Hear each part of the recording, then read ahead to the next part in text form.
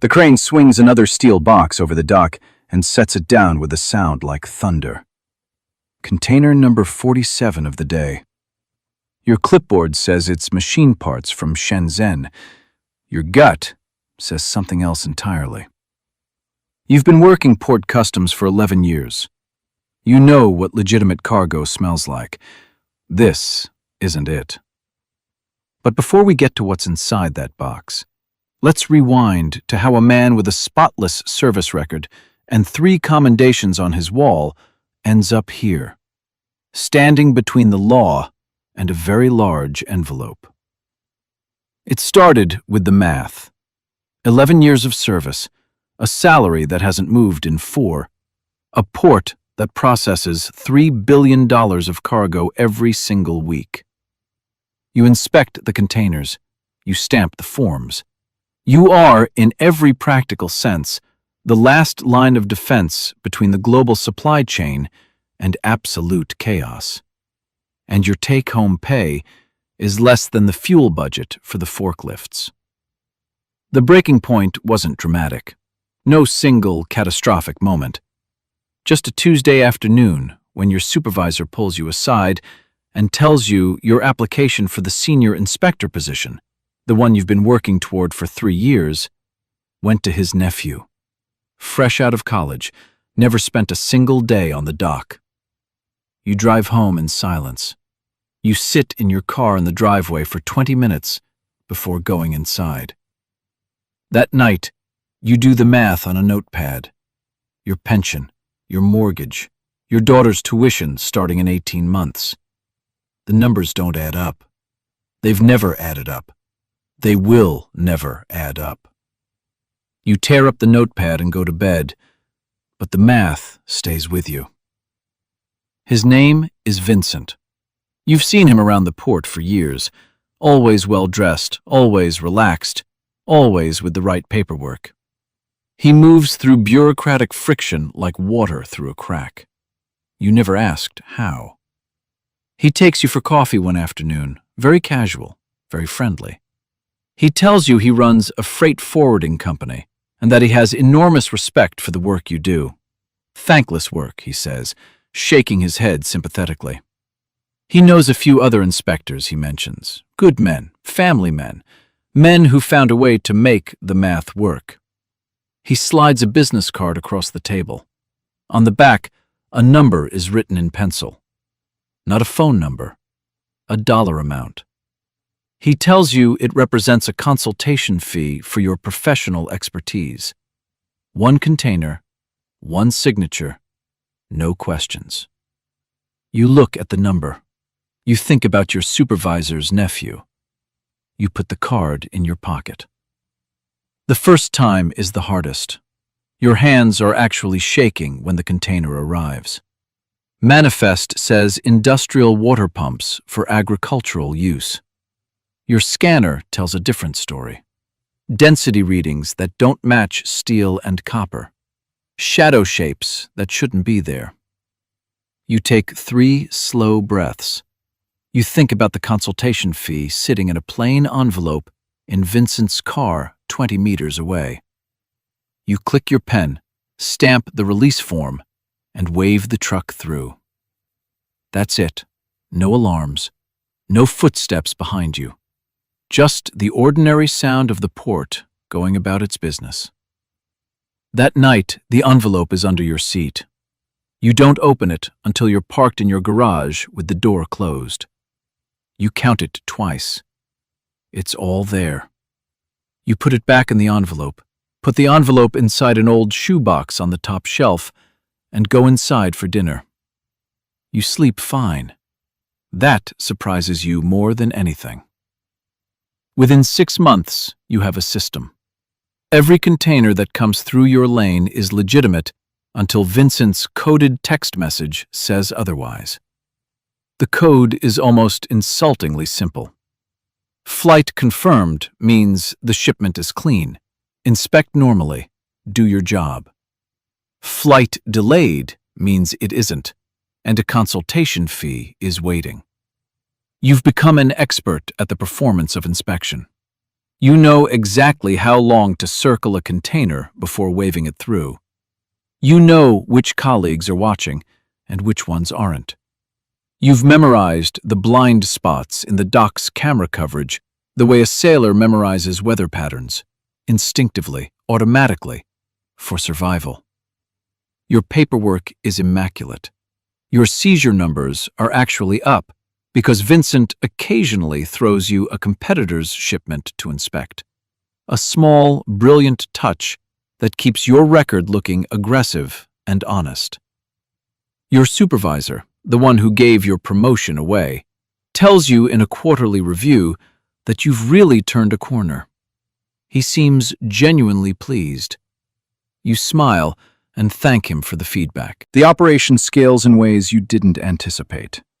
Vincent introduces you to his associate, a woman named Su Jin, who handles documentation on the supplier side in Singapore. She is precise, professional, and completely terrifying. She explains your new role with the calm efficiency of a corporate onboarding session. You are now one of 4 inspectors across 2 shifts who form what she calls the clearance window. Between you, you cover 60% of high-priority container processing at the port. You realize you are no longer a man accepting occasional envelopes. You are infrastructure. The consultation fees reflect this. The shoebox becomes a safe. The safe requires a separate room. The separate room requires a story to tell your wife. The story requires you to remember which lies you've already told. You develop a professional's eye for what you're actually moving. Counterfeit pharmaceuticals packed inside legitimate medicine shipments. Your density scanner reads the difference, and you've learned to read the difference between what the scanner should show and what it does show. Electronics with components that don't appear on any consumer market. Compressed currency wrapped in industrial foam. And occasionally, wrapped inside shipments you tell yourself are just electronics or just auto parts, packages that you absolutely know, are something else. You make a rule. You don't ask what's inside. The rule feels like a moral boundary. It is actually just a comfort mechanism. One night watching the news, you see a story about a fentanyl seizure at a rival port 3 states away. The anchor describes the street value with an expression of practiced outrage. You watch and feel nothing unusual. Then a detail catches your ear. The shipment originated from a logistics company whose name you recognize from a manifest that crossed your desk 8 weeks ago. A manifest you stamped clean.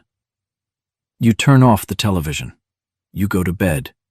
The math, you remind yourself, still doesn't add up any other way. The new inspector assigned to your shift is named Dara, mid-20s, honors graduate of the Customs Academy. She carries her scanner like it's a weapon, and she intends to use it. She is, in every way, exactly who you used to be. You watch her work with something between admiration and terror. She catches a shipment of counterfeit luxury goods in her first week that 3 experienced inspectors had waved through for months. She writes the report with visible satisfaction. She is meticulous, relentless, and completely incorruptible. She is also assigned to cover your lane on Thursdays. Vincent's text arrives on a Wednesday night. Flight delayed. The container is scheduled for a Thursday morning slot, Dara's shift. You make a decision. You rearrange the schedule, citing a training audit that requires your personal oversight of Thursday morning processing. Dara is reassigned to the afternoon. She accepts this without suspicion because you are her senior officer and you have an impeccable reputation. The container clears on Thursday morning. You stamp it through yourself. That evening, Dara stops you in the parking lot. She mentions, almost casually, that the density readings on 2 containers last month seemed anomalous to her, and she's been cross-referencing the manifests. She wonders if you've noticed similar irregularities. You tell her, in a fatherly and patient tone, that density anomalies from certain manufacturing regions are a known calibration issue with that scanner model. You tell her you flagged it with the equipment supplier 6 months ago. You suggest she document her findings and submit them through the standard review process, which, you both know, takes between 4 and 7 months to generate any response. She thanks you for the context. You watch her walk to her car. You stay in the parking lot for a while after she drives away. You tell yourself you are protecting her. From the complications of knowing too much. From Vincent's associates, who have a very specific way of handling complications. You are not entirely wrong, but you are not entirely right either. The Port Authority announces a new AI-assisted scanning system, state-of-the-art, automated anomaly flagging with machine learning trained on 6 years of seizure data. Installation in 90 days. You pass this information to Vincent the same afternoon. He is quiet for a moment, then thanks you with the measured warmth of a man recalculating a spreadsheet. 3 weeks later, you're called into a meeting with the port's Technology Procurement Committee. You've been nominated, by your supervisor enthusiastically, to serve as the Senior Inspector Liaison for the new system's implementation and calibration phase. You will have significant input into which anomaly thresholds trigger automatic alerts and which fall within acceptable tolerance ranges. You understand immediately what has happened. You were nominated by your supervisor who knows nothing. But the nomination was engineered by someone who knows everything. You accept the role. You attend the meetings. You ask very intelligent, very reasonable questions about calibration tolerances. You are helpful, experienced, and highly respected. The new system goes live with thresholds that are, in certain specific and technically defensible ways, slightly generous. Late one night, you're alone on the dock doing a secondary review.